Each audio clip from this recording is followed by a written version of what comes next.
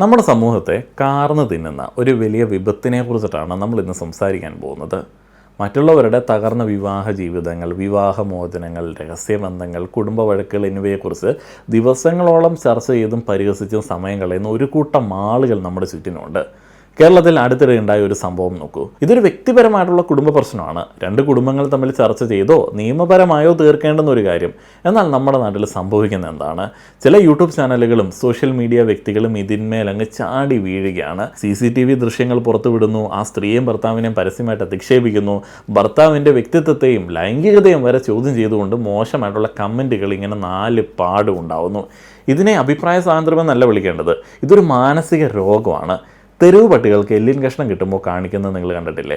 ഒരുത്തൻ കടിച്ചെടുത്തുകൊണ്ട് ഓടും, മറ്റവൻ പുറകെ ഓടും, കടിപിടി കൂടി മറ്റൊരുത്തൻ പിടിച്ചു വാങ്ങും, ചുറ്റുപാടുമുള്ള സകല പട്ടികളും വരും, വലിയ ബഹളാകും, എല്ലാവരും അതിൽ നിന്ന് ഇത്തിരി നക്കും. ഇതേ കടിപിടിയാണ് റിയാക്ഷൻ ചാനലുകളിലെ ചേട്ടന്മാർ ഏതെങ്കിലും ഒരുത്തൻ്റെ ദുരന്തം കേൾക്കുന്ന സമയത്ത് നടത്തിക്കൊണ്ടിരിക്കുന്നത്. മറ്റുള്ള ആളുകളുടെ ജീവിതത്തിൽ ദുരന്തങ്ങൾ ഉണ്ടാകുന്ന സമയത്ത് ഇവർക്ക് ആ സമാന ദുരന്തങ്ങൾ ഉണ്ടാവാത്തതുകൊണ്ട് ഇവരെന്തോ വലിയ മികച്ചവരാണ് എന്നുള്ള രീതിയിലാണ് ഇവരതൊക്കെ കണ്ടുകൊണ്ടിരിക്കുന്നത്.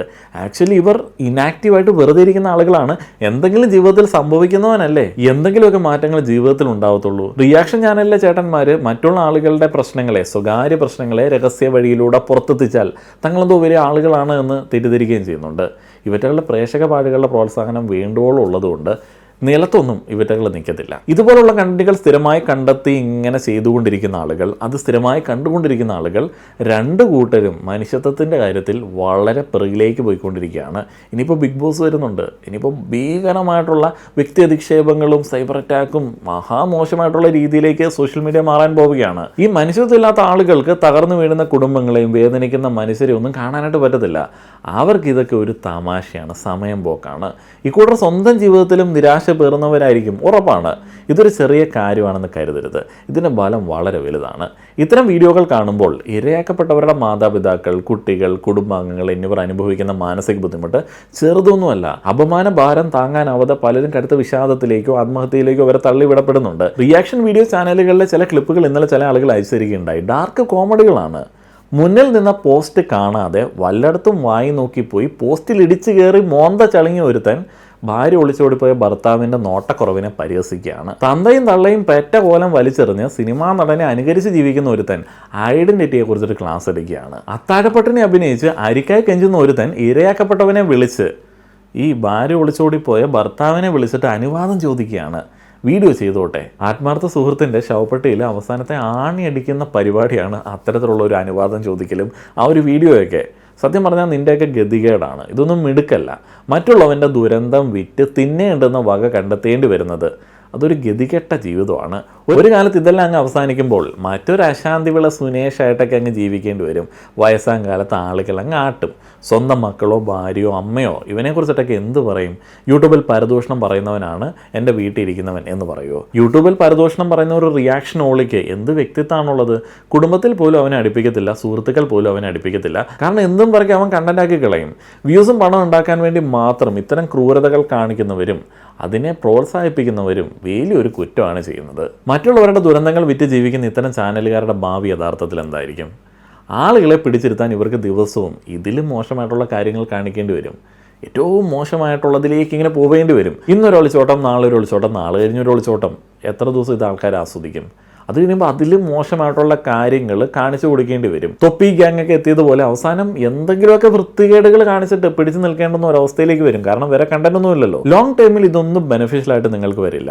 ആളുകളുടെ സ്വകാര്യത്തിലേക്കുള്ള കടന്നുകയറ്റത്തിനും അപകീർത്തിപ്പെടുത്തലുകൾക്ക് നിയമപരമായിട്ടുള്ള വലിയ ശിക്ഷകളൊക്കെ പിന്നീട് നേരിടേണ്ടി വരും. പല എണ്ണം കോടതി കയറി ഇറങ്ങി നടക്കുന്ന ടീംസൊക്കെ തന്നെയാണ്. ഇപ്പോൾ ചില എണ്ണം വീഡിയോ ചെയ്യുന്നത് ആ ചിലവ് മീറ്റ് ചെയ്യാൻ വേണ്ടി തന്നെയാണ്. എൻ്റെ പ്രിയപ്പെട്ട പ്രേക്ഷകരെങ്കിലും അറിയാതെ പോലും ഈ വീഡിയോ ഒന്നും ക്ലിക്ക് ചെയ്യാനായിട്ട് പോകരുത്. ഇത്തരം വീഡിയോകൾ കാണുകയോ ഷെയർ ചെയ്യുകയോ ചെയ്യാതിരിക്കുക. ആ റിയാക്ഷൻ ചാനലുകൾക്ക് ആവശ്യമായിട്ടുള്ള കാഴ്ചക്കാരെ നൽകാതിരിക്കുക. നമ്മുടെ മനസ്സിനെയും കുടുംബത്തെയും ഈ വിഷയത്തിൽ നിന്ന് സംരക്ഷിക്കുക. ആരെങ്കിലും ഒരാളുടെ ഭാര്യ എന്തെങ്കിലും കാരണം കൊണ്ട് ഒളിച്ചോടിപ്പോയാൽ അതിൻ്റെ റീസൺ നമ്മൾ അറിഞ്ഞില്ലെങ്കിലും ലോകത്തൊന്നും സംഭവിക്കാൻ പോകുന്നില്ല. നമ്മുടെ ജീവിതത്തിൽ ആ ഒരു ഇൻഫർമേഷൻ ഒരു റോളും ഇല്ല. ഈ റിയാക്ഷൻ ചാനലിലേക്ക് പ്രേക്ഷകർ എന്ത് കോൺഫിഡൻസിലാണ് ഇത് കാണുന്നത്?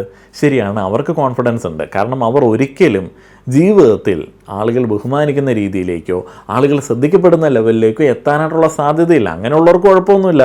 നിങ്ങളെ ആരറിയാനാണ്? കുറേയധികം സ്ത്രീ ജനങ്ങൾ ജനങ്ങൾ അണ്ടർജനങ്ങളും അതേപോലെ തന്നെ ജീവിതത്തിൽ ഒരിടത്തും എത്താത്ത നിരാശ ജീവികളായിട്ടുള്ള ഒരധികം പുരുഷന്മാരും കണ്ടുകൊണ്ടിരിക്കുന്നുണ്ട്. അവർക്ക് കുഴപ്പമില്ല, കാരണം അവരൊന്നും നാളെ സമൂഹത്തിൽ ശ്രദ്ധിക്കപ്പെടുന്ന നിലയിലേക്ക് എത്തത്തില്ല. അങ്ങനെ ജീവിതത്തിൽ വിജയിക്കാൻ ആഗ്രഹമുള്ള ആളുകൾ നാളെ ഏതെങ്കിലും രീതിയിൽ സമൂഹത്തിൽ ഒരു സ്വാധീനം ചെലുത്തുന്ന ഒരാളായിട്ട് ഞാൻ മാറും, അല്ലെങ്കിൽ സമൂഹം ബഹുമാനിക്കപ്പെടുന്ന ഒരാളായിട്ട് ഞാൻ മാറുമെന്ന ചിന്തയുള്ളവരുത്തനാണെങ്കിൽ ഇതൊന്നും കണ്ടുകൊണ്ടിരിക്കത്തില്ല. കാരണം അങ്ങനെ ഒരു റേഞ്ചിലേക്ക് എത്തുന്ന സമയത്ത് നമുക്ക് എന്തെങ്കിലും ദുരന്തങ്ങൾ വന്നു കഴിഞ്ഞാൽ ഇവറ്റകൾ ഈ പറയുന്ന എല്ലും കഷ്ണം കിട്ടിയ ടീമുകളെല്ലാം കൂടെ വന്ന് കടിച്ച് കുടഞ്ഞ് എടുത്തുകൊണ്ട് ഓടും. അതുകൊണ്ട് ഇമാതിരി പരിപാടിയൊന്നും പ്രോത്സാഹിപ്പിക്കരുത്. റിയാക്ഷൻ ചാനലുകൾ, അതേപോലെ തന്നെ എക്സ്പോസിങ് ഭീകരന്മാർ, ഇവരൊന്നും നമ്മൾ പ്രോത്സാഹിപ്പിക്കരുത്. നിങ്ങൾക്ക് എന്തെങ്കിലും പരാതി ഉണ്ട് എന്നുണ്ടെങ്കിൽ, എന്തെങ്കിലും നിയമപ്രശ്നം ഉണ്ടെങ്കിൽ പോലീസ് സ്റ്റേഷനിലേക്ക് പോകാം, കോടതിയിലേക്ക് പോകാം. അതേപോലെ തന്നെ ആരുടെയെങ്കിലും വീട്ടിലെ എന്തെങ്കിലും കാര്യം നിങ്ങൾ അറിയേണ്ടുന്ന ഒരു ആവശ്യമില്ലെന്നേ. നിങ്ങളുടെ വീട്ടിലെ കാര്യം മറ്റൊരുത്തൻ യൂട്യൂബിൽ പറഞ്ഞിട്ട് ബാക്കിയുള്ള ആളുകൾ അറിയുന്നത് നിങ്ങൾ ആഗ്രഹിക്കുമോ? നമ്മളെല്ലാവരും അന്തസ്സും അഭിമാനമൊക്കെ ഉള്ള ആളുകളല്ലേ. നമുക്ക് എന്തെങ്കിലും സമൂഹത്തോട് പറയാനുണ്ട് എന്നുണ്ടെങ്കിൽ, നമ്മുടെ വീട്ടിൽ എന്തെങ്കിലും പ്രശ്നം ഉണ്ടായിട്ടുണ്ട് എന്നുണ്ടെങ്കിൽ നമ്മൾ നേരിട്ട് പറഞ്ഞോളാന്നേ. മറ്റുള്ള ഒരുത്തൻ അത് അവൻ്റെ വേർഷനിൽ അവരാധിച്ച് ബാക്കിയുള്ള ആൾക്കാരെ അറിയിക്കുന്ന ആ ഒരു പരിപാടി കേട്ട് ഉൾപ്പൊളകം കൊള്ളുന്ന പാഴുകളൊക്കെ പ്രേക്ഷകരായിട്ട് ഉള്ള ചാനലുകളും അങ്ങനെയുള്ള പ്രേക്ഷകരും, ഞാൻ കൂടുതലൊന്നും പറയുന്നില്ല. നിങ്ങളുടെ അഭിപ്രായങ്ങൾ പറയുക. നന്ദി.